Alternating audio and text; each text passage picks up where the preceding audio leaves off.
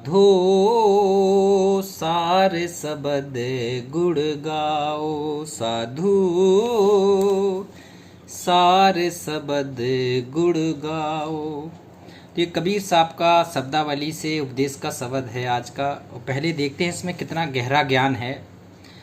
सतगुरु कबीर का पूर्ण तत्व ज्ञान है। कहाँ कौन सा शब्द है, कौन सा सार शब्द है, उसका भेद है इसमें। साधो सार सबद गुण गाओ, काया कूट में काम बिराजे, सो जम के गढ़ छायो। काया कोट में काम बिराजे, सो जमगढ़ के छायो। 14 बुरुज 10 दरवाजा, कोठरी अनेक बसायो। साधो सार सबद गुण गाओ, साधो सार सबद गुण गाओ। कबीर साहब कह रहे सार शब्द का गुण गाओ। सार शब्द, सार शब्द कौन है, सार शब्द क्या है, इसका भी भेद कबीर साहब ने बताया है। कहते पानी से पैदा नहीं, श्वासा नहीं शरीर, अन्न आहार करता नहीं, ताका नाम कबीर। वो सत्य पुरुष जो पूर्ण ब्रह्म परमेश्वर है, वो अन्न आहार नहीं करता है। वो 5 तत्व का शरीर में रहते हुए भी शब्द स्वरूपी होता है। जो भगवान होता है वो शब्द स्वरूपी होता है। तो कहते हैं उस शब्द स्वरूपी सत्य पुरुष रूपी कबीर साहब सत्य पुरुष को गुण गाओ उस भगवान का। कहते हैं साधो सार सबद गुण गाओ, उस सतगुरु भगवान का गुण गाना है। काया कूट में काम बिराजे, इस काया है ना, ये काम क्रोध लोभ मोह अहंकार इसमें विराजमान है। 5 तत्व का ये शरीर बना है, जमीन आसमान अग्नि जल वायु। वो कहती काया कोट में काम बिराजे। काम वासना इसकी इतनी अधिक है मनुष्य की। वो कहते हैं ये नहीं छूटती है। कामी क्रोधी लालची इनसे भक्ति ना होए, भक्ति करे कोई सूरवीर, जात वर्ण कुल खोए, ये चीज़ें खोना पड़ेगा। तो कहती हैं सो जम के गढ़ छायो, वो जम की नगरी में चला जाएगा, काल की नगरी में चला जाएगा, जो बेकार नहीं छोड़ेगा। 14 बुरुज 10 दरवाजे, कोठरी अनेक बसाओ। 14 बुरुज होते हैं अंदर में चक्र दरवाजे। 14 बुरुज 10 दरवाजे, 10 दरवाजों को पार करके सतलोक जाना है। 14 बुरुज को पार करके, ये सारी रचनाएं ये शरीर के अंदर हैं। हमें ध्यान धारणा और समाधि में, योग में, इस योग के द्वारा हमें मूलाधार से लेके सहस्त्र कमल तक की पूरी यात्रा करनी है। पूरा हमें सब कुछ देखते हुए ऊपर जाना है। तो कहती हैं 14 बुरुज 10 दरवाजा, कोठरी अनेक बसायो। कहते हैं इसी शरीर के अंदर पूरा अनेक प्रकार की कोठरी, अनेक प्रकार के द्वार जाल हैं, इससे निकलना है। पांचों यार 25 भाई, सगर गुहार बुलाओ। और ते गातर कस कस के बांधो, दुर्मति भूर बहाओ। साधो सार सबद गुण गाओ, रे साधु भाई सार सबद गुण गाओ। कहती है 5 यार, 5 विकार होती है, काम क्रोध लोभ मोह अहंकार। 25 प्रकृतियां इनका सहायक देती हैं। 25 प्रकृति इन विकारों को बढ़ाती हैं। तो कबीर साहब कह रहे बेटा इनको थोड़ा स्थिर कर ले, कंट्रोल कर ले।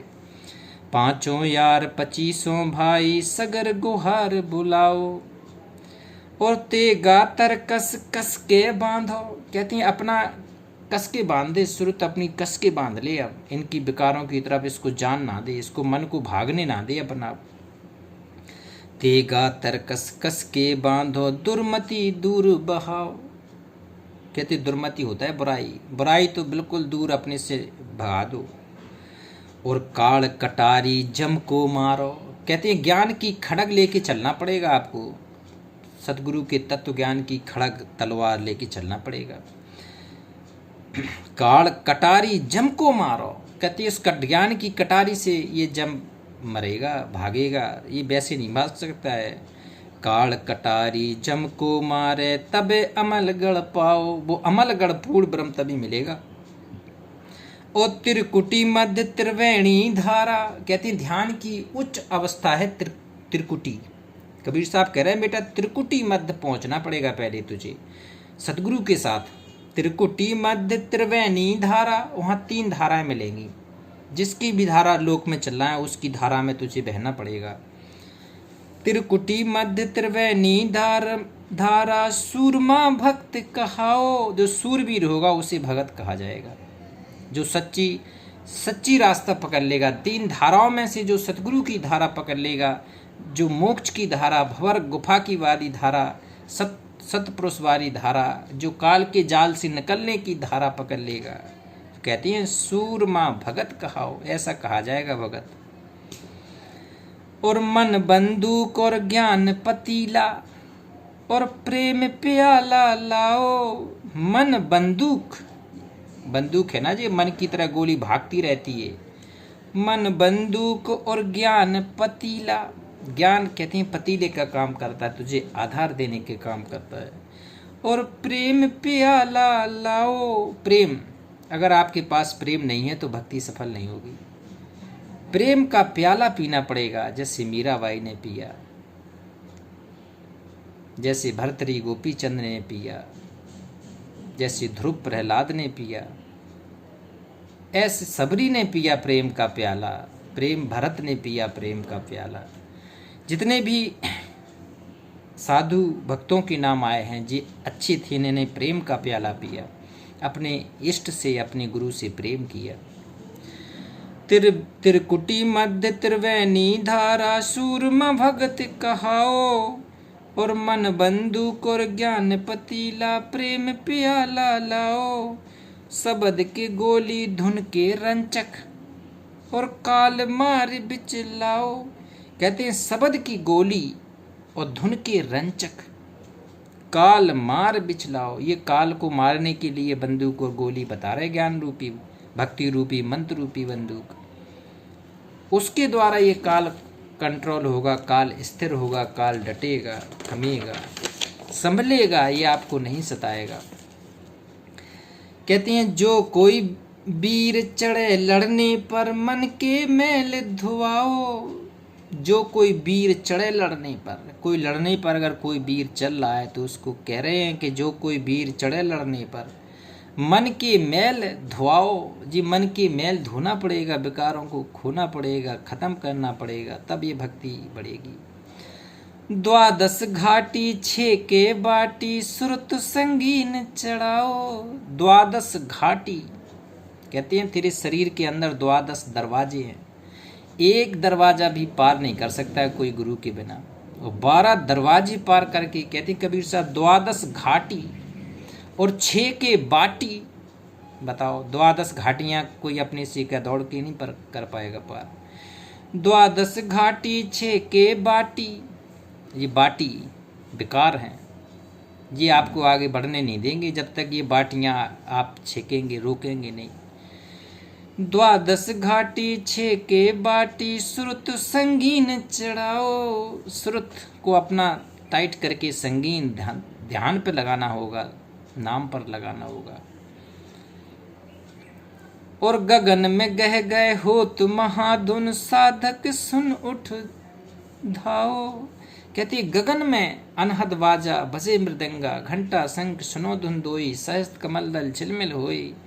तो कहती है गगन में बाजे बज रहे हैं, वहाँ वो बाजों के पास चलना है, वो धुनों के पास चलना है। गगन में गए गए होत महाधुन उस साधक सुन उठ धाओ। कहते हैं साधक को चिता रहे हैं कबीर साहब के बेटा अब तू तैयार हो ले, तुझे उस धुन में सत्यलोक की पूर्ण ब्रह्म परमेश्वर की शाश्वत धुन में चल रहा है। और संतन धारा महाकबीरा, संतन धीरा महाकबीरा और सूतल ब्रह्म जगाओ। कहते हैं सूतल ब्रह्म को जगाना पड़ेगा। जिसको हमें ज्ञान नहीं है भगवान का, उसको कहते हैं उसके यहाँ जाने के लिए अपनी आत्मा में जो दरवाजे बंद हैं, सूतल जो सोए हुए पड़े हैं, उस ब्रह्म रूपी छिद्रों को जागृत करना पड़ेगा, उन्हें जगाना पड़ेगा। अपने विकारों को कम करके सतलोक चलना पड़ेगा। शाश्वत ध्यान तभी आनंद है, नहीं तो लक 84 का आगे बड़ा कष्ट है, जठराग्नि का बड़ा कष्ट है। इससे मुक्ति के लिए इसी जन्म में शाश्वत धाम सतलोक की यात्रा के लिए सतगुरु कह रहे हैं, चलो सतलोक। ये पूर्ण ब्रह्म परमेश्वर अविनाशी सत्य पुरुष का मार्ग है, सत्य ब्रह्म का मार्ग है। तो ये कबीर साहब के शब्दावली के उपदेश के अनमोल शब्द हैं, शेयर जरूर करते रहें। नमस्कार।